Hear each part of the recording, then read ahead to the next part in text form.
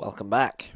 When we left off, we conquered a shitload of imperial land, and I've just spent the past 20 minutes or so revoking all of those titles, literally down to the barony, and dishing them back out to lovely people, by which I mean my own people, because obviously I'm a big elf racist.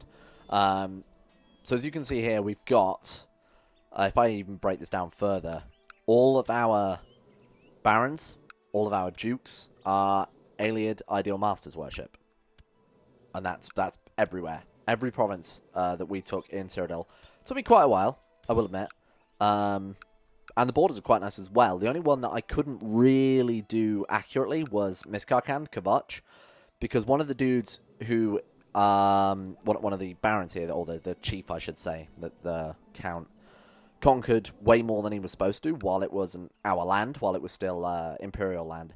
So unfortunately, Miskarkand has a couple of provinces of Anvil, but the only reason I've done that is because we can't form Anvil right now. Because this dude over here in Sturk apparently has the duchy. Really annoying. We can't usurp it either because this is de jure Anvil. So we're going to have to field some boats and... We'll have to field some boats? Yeah, sure, close enough. We're going to have to float some boats over to Sturk and take it off him. And I think I'm going to do that right now. The only other thing that happened in between that was... Sure, it's a gift from me. Anything that gives vassal opinion. Yeah, the only other thing that happened was a religious uprising, which was pretty straightforward to deal with. Much troops down. It was somewhere like around here, Skingrad or whatever. Oh, look, here's the issue. We only have, what's that, 24, 25 boats? That's no use. Let's see if we can summon some boats. Where are they going to appear? Oh, they did appear off on the Gold Coast. That's very convenient. Alright. Unfortunately, this is 40 Magicka, which could obviously summon us, 1,000 or whatever troops for 10 boats. So it's quite expensive. They are permanent free boats, though, so we can't complain too much. And on top of that, I think we get a whole army over there with what we've got left, which is pretty great. Let's go ahead and move all you guys up to... Well, we'll get our troops sort of arranged at Anvil. And we'll set up from there. Why did I have what are these guys? Well, they're special event troops, so I don't know why they're there, though. Oh, Lord. Are we one boat short? Oh, no, we've got 6 more. Oh, yeah, no, we've got more on the way. Thank God for that. Oh, we've got 52 boats. And I assume that is a standing army. Sweet. So we can just declare war on this guy right now. We could conquer, or we could Inquisition.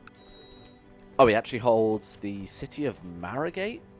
Okay, well, we might as well quickly assault this, get on the boats, head over to his capital. We are boat bombing, but we should just win this. So when you boat bomb, you're obviously at half morale to begin with because you're on a boat, and that's maximum morale you can get on a boat. But you also take a massive amount of naval landing penalties. So even though we outnumber them quite heftily, there is still a very small chance. You can see we're massively low morale. I think we're just going to win by sheer numbers and the fact that our commanders are pretty great. There we go. And that is a win. So we'll be taking the rest of that, and we can now make the Duchy of Anvil and grant it to this lady here, who will be the Duke of Anvil. What's it? Garlus? It's only 2 provinces. Oh, I suppose if you include Sturk as well, it's 3. So that's not too bad that they lost a couple of provinces to Kavach. And we'll keep Anvil as like our sort of permanent dock. The other option could be the Imperial Isle, but unfortunately that means if we had declared war on, say, Hammerfell, or, I don't know, Alenor, for example, we'd have to send the boats all the way around, down past the south of Elsewhere, all the way up to wherever our troops just happen to be, or wherever we're going to. So I think Anvil can be our sort of permanent dock, because when we put these fleets down, the ones that we summon, the Ghost Fleet, are still going to stay there, and they're free. So, let's get our armies back together. It's a shame you can't have a rally point for when war ends. For example, in the base game with retinues, you always pretty much want them to return back to your capital, right? Because you've got the highest supply there, and it's lower upkeep, things like that. They're not going to die to attrition as well. Also means if someone attacks you in a war, they're in your capital, which is ideally sort of the most strategic place for them.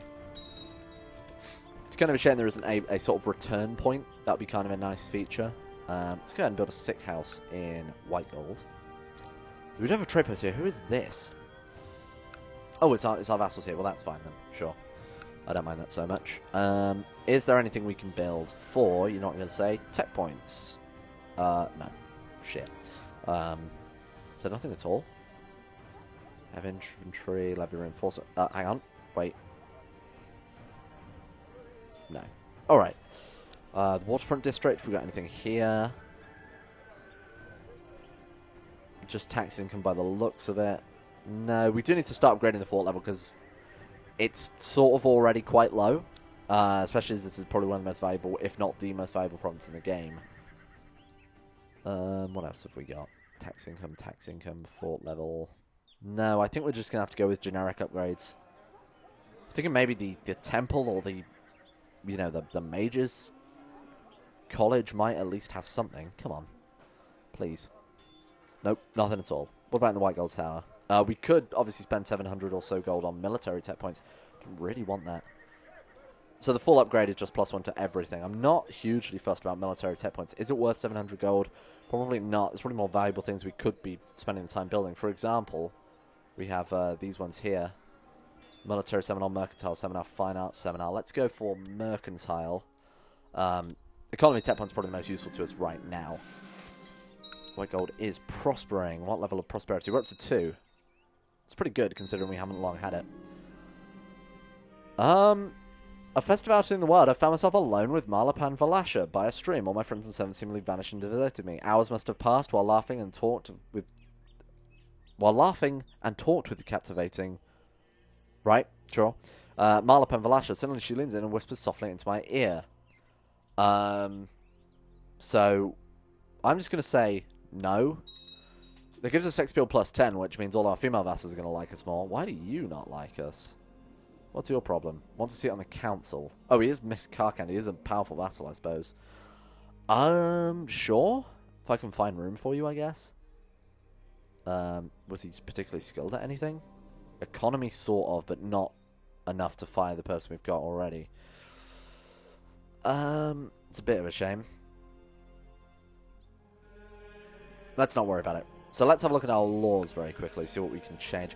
We could allow slavery. I think we're going to do that.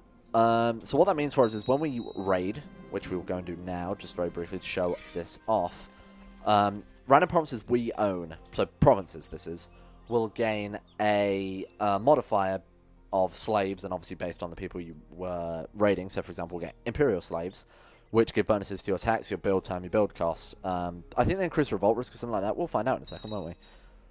So let's go to Way and just siege us down. Oh, I've forbidden myself from leading troops because I, for some reason, always seem to lead any old troops. Alright, there we go. Fanaka Seoul has fallen. The garrison is defeated and the populace has surrendered. So we can now take them away in slaves. And if you look there, Heart Gold gains Heartlander slaves, which gives the revolt, like I said, plus 1.5 tax, plus 15% tax modifier. That's massive. I didn't realize that. And the build time is reduced by 15%, so build cost remains the same. However, like I said, it applies to a random province. We only have one province. We just have lots of holdings in that province. So that's pretty useful for us. And if we do that again, let's just go ahead. I assume it's only the top level of the province, and it's a provincial modifier. Provincial modifier, is that the right word? We can just sell them. So 50 gold. I don't think there's ever any point in pressing spare the locals and move on. Seeing as there's no negative to that. There's only ever positives for this option. So we'll just gain the 50 gold. We're not actually going to do any more of that. I just wanted to get those single slaves. I suppose we could raid. What's the downside to it? Well, we have to micromanage. That's enough of a downside for me. Okay, what else can we do? Do we have access to any other guilds? Nope, because we are still Hermaeus Morin. I think that's something we should start changing. So, I'm thinking, what if we go My Religion Group? Does that include all the Daedric? So technically we're not Daedric, are we? If we go any. Say not My Religion Group? I think it's just a case of finding someone we want to worship, to be honest. It's a little annoying, but Malakath, that's Hagraven. These are the Alm Civi. Let's see what we can find. Alm Civi again. Should look for any purple symbols, to be honest. This could take a while. This might be something I have to do off camera. Just scroll through, see what catches our eye. Here we are. Cult Sanguine. Become Civi again. What was that there? Cult of Malakath. And what did I want to... It was like Namira, wasn't it? I wanted to secretly convert to Namira. Really, we should narrow it down to unmarried females, so at least we can marry them, secretly convert over. Yeah, we're getting a lot of Malakath, aren't we? Let's do that before we carry on. Let's just go any religion. Or more specifically, I should probably specify... Oh, Meridia? No, Meridia is the one we don't want. Meridia it hates the undead, from what I recall. We should really say not my religion. We should search by women. And married, honestly, I don't mind. Predominantly because if they have a husband, we could just kill him. I'll be honest with you. All right, let's search it by the religion type and see what we find. Daedra, here we are. So we have... Looks like we're going to get our wish. We've got Sanguine Parite, Nocturnal, Namira. Was Namira the one we wanted? I'm just going to double check. I know that I've done this before, but Namira Elder Scrolls.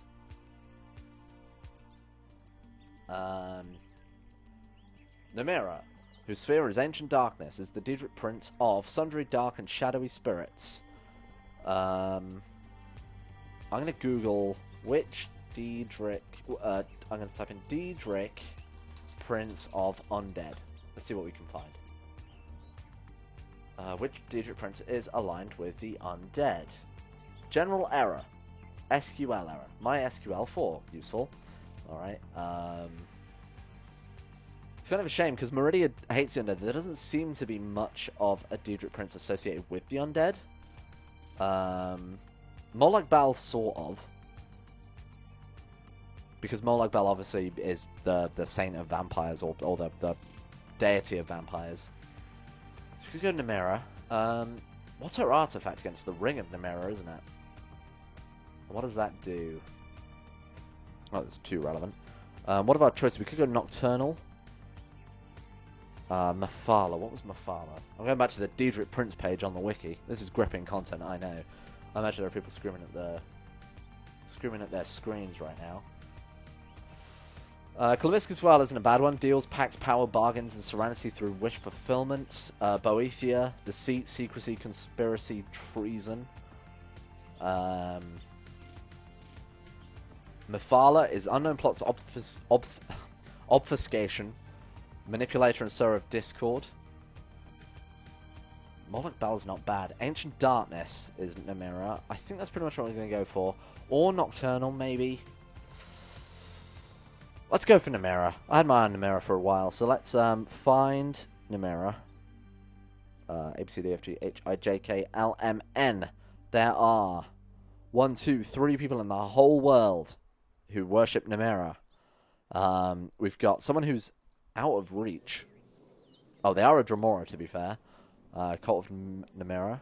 Is there anything I can do about that? Can I not invite? No. Okay. Who else have we got there? Cult of Namira. Cult of Namira. We've got this person here, who's a Khajiit. We could invite them to our court. Would they join us? It's because I'll spell it for a start. That'd be a lot easier. Invite to court. Must not be a loyal servant. That's very annoying. So we have one choice here, and it's this lady. Nibanayan. Can we invite her to court?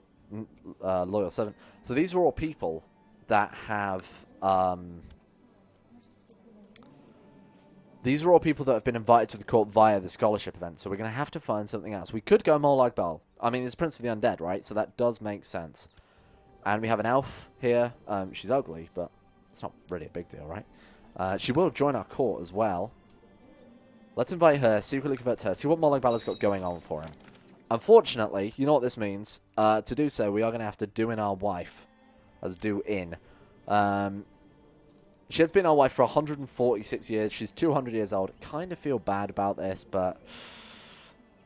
I mean, also, you're not doing much for us, wife. You really are just a good... In fact, what are you? She's my marshal?